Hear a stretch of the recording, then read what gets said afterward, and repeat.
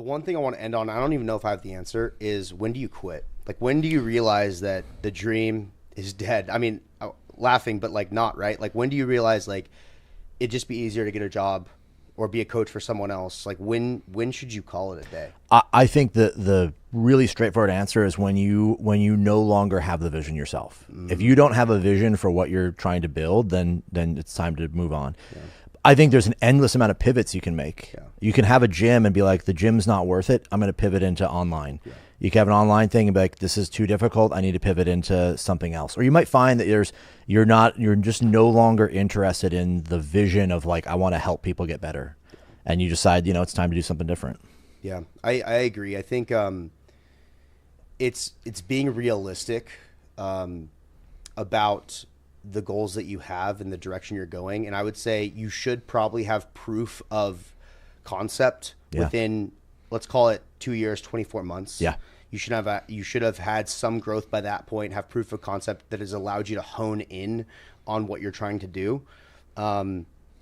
Obviously from there, if you still don't have it by then, you could probably fumble around for one more year. But if at 3 years you haven't made sufficient amount of progress to replace your personal income from your previous job or your endeavor, it may be a time to either pivot to more of an online space, or if you're already an online coach that, same thing, it's like just hasn't been working.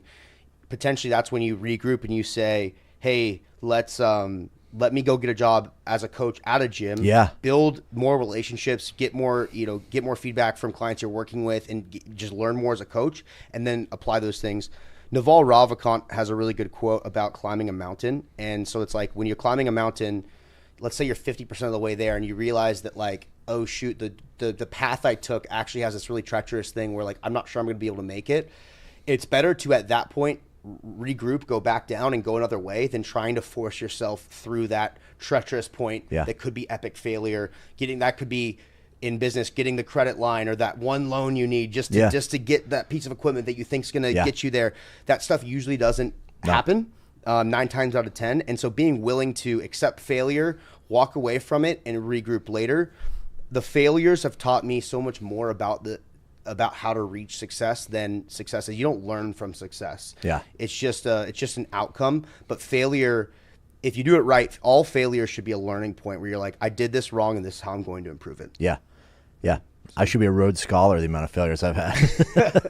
Try to top Max's failures. Well, yeah, I mean, that was ultimately, if you're trying to, grow your coaching business, open a gym, or you're going through it and you're experiencing these feelings, we hope that you have really some good tactics that can come out of this that allow you to either push forward or regroup and create new challenges.